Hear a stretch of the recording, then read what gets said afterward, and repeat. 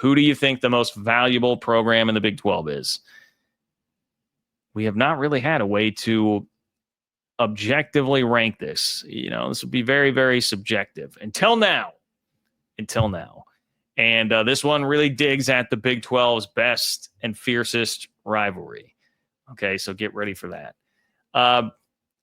One of the things that makes it so difficult to decide, hey, what's the most valuable program in the Big 12 is that everybody's pretty equal in terms of resources, accomplishment, etc., as evidenced by the fact that the team picked last won the league last year. Shout out to Arizona State. Give them their flowers.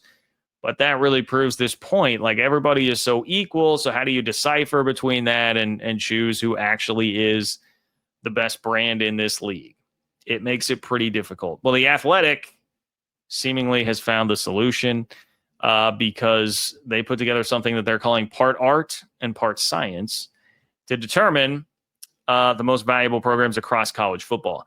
Now, what they are doing is they are calculating what a purchase price would be. If this were like professional sports where you could buy a franchise, they're projecting what a purchase price would be for this football program.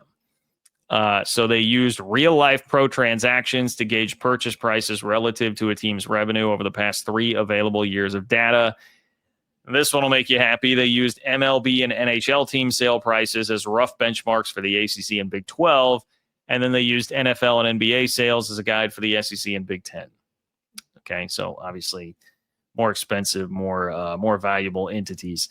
Now, you'll be very interested to know that the number one team on the list overall is the Texas Longhorns, valued at over $2 billion. Dr. Evil Face, $2 billion for the Texas Longhorns. Meanwhile, the top school in the Big 12, just over $500 million. So you're talking about 4 times more valuable as a property that somebody would be purchasing for Texas versus anybody from the Big 12. So that's important context that I think you all need to realize before we dive headfirst into this. Now, there's not a great way, unfortunately, to show you the entire list back to back to back with this. So I'm going to have to do it a little bit differently here as opposed to showing it to you visually, because they just have the whole list for everybody in the country pulled out there. But some things I can tell you, in addition to Texas's worth being over $2 billion, by the time you get to a Big 12 school, the number one Big 12 school is at number 29 on the list, you'd have already passed 11 schools from the Big 10 and 12 from the SEC, which, none of this should be surprising, whether or not you agree with the list or not. You know that any kind of list like this is going to put you at about that spot, whether it's best programs out there. I mean, every single year, it seems like a lot of the, your analytical top 25 start with Big 12 teams in like the 20s.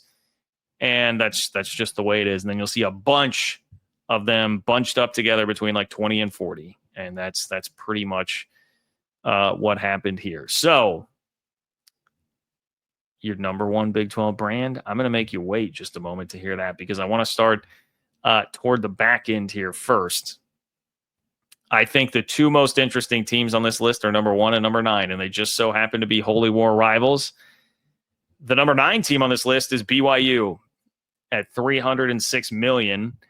That is the valuation for BYU football. Number 9, $306 million. Number 50 overall in the country. They do make note, BYU fans. I know this is a little, like, especially when we're talking about all the value that BYU has in an NIL era. They've got a global fan base built in because of the LDS Church. They have a great basketball coach. Basketball looks like it's on the rise. AJ DeBonsta, all these things happening.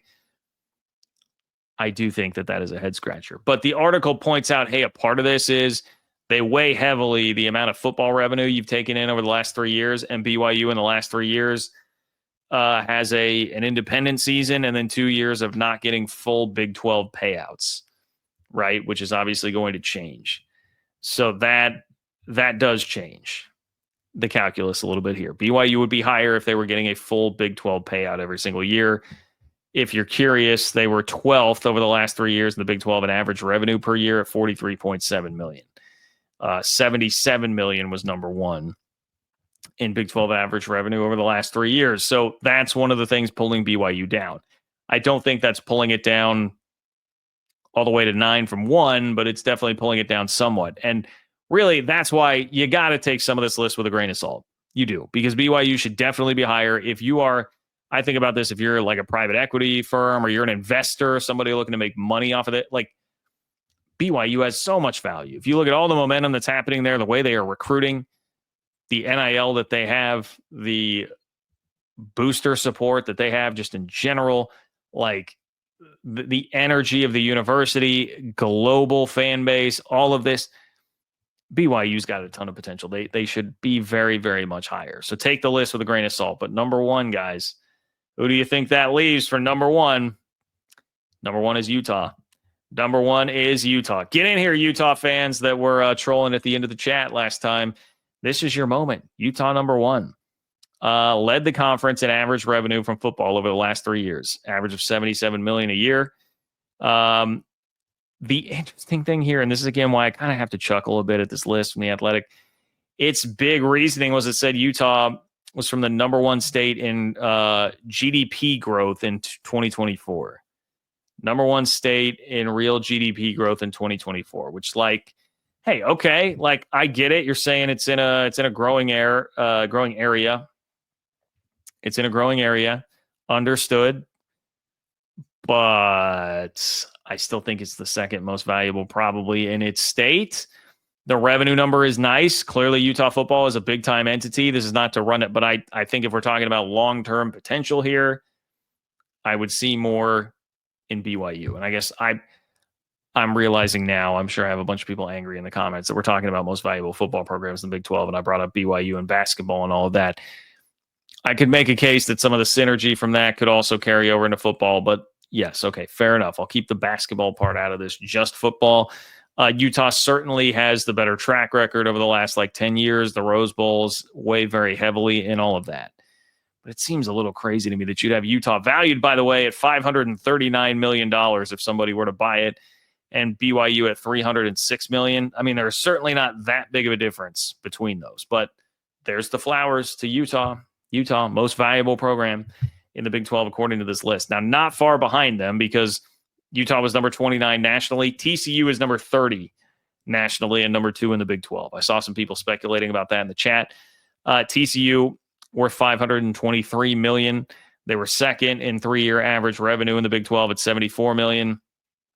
They're in Dallas-Fort Worth. In addition to being second in revenue, they're in a great metro area. Obviously, I understand how that could factor in here and make them a more valuable entity. We all see the value in that, not just because of population base and who could be your fans, even though, I mean, they don't have a massive fan base, but it's proximity to talent. Proximity to talent is the huge thing there. And that's your tier one. There's a pretty significant drop off after Utah and TCU in terms of how the Athletic views the value in the Big 12. Then you get to Texas Tech, I would say in tier 2 all alone. Texas Tech in tier 2 all alone. They're worth $440 million. So about $80 million less than TCU. They check in at number 33 overall. They were third in average football revenue over the last 3 years. And they did, Tech fans will love this, they did ding Tech for being in Lubbock because it's far away from other metros. Tech is doing a lot to change that. They're doing a lot to change that for sure, but you're still seeing it pop up everywhere. Again, my PSA on Lubbock, it's a great place. You could have an awesome life there as a college kid or otherwise, because it's a real legitimate city. It is difficult to get to. Yes, it is kind of in the middle of nowhere, but if you're talking about the actual city, just be careful in the way that you're talking about Lubbock, because the actual city of Lubbock is great. Anyway, Tech at number 3, $440 million. Now you have a run of schools between 4 and 9 that are all pretty close together. Oklahoma State is 4, $373 million. Arizona State, $372 million is 5. Iowa State, $331 million is 6. Colorado, 7 at $328. And I will make note here, Colorado got a $50 million boost in valuation because of Deion right now. So if you're asking what is the value of Deion at Colorado, it pumps them up to 7th from about 12th or 13th. So it moved them about 6 places up on this list, just the mere fact that they have Dion as their head coach. K-State is number 8 at 321. BYU 9 at 306. West Virginia 10 at 284, and that's where we've now had a drop off. Arizona's 11 at 282. Baylor's at 12 with 276. Then another big drop off, and you've got UCF Kansas 210 and 197. Then another big drop off, Cincinnati at 106 and Houston at 91. Houston is number 68 overall. So unfortunately for the Houston Cougars, they are very much so at the bottom of this list with only a $91 million valuation. Again, keep in mind Texas, you want to go all the way up there, it was over $2 billion. And the Big 12, your top one was over $500 million. So some context there. Like I said, I would take a lot of this with a grain of salt, but it is interesting, and I appreciate at least you can disagree with all of this. You can disagree with the logic behind it, the criteria that they used to create this list, but I at least appreciate that there was more than just like pulling it out of thin air. Hey, these are the teams that we think are the most valuable. They did come up with a system to use some metrics and try and do it like that. Okay.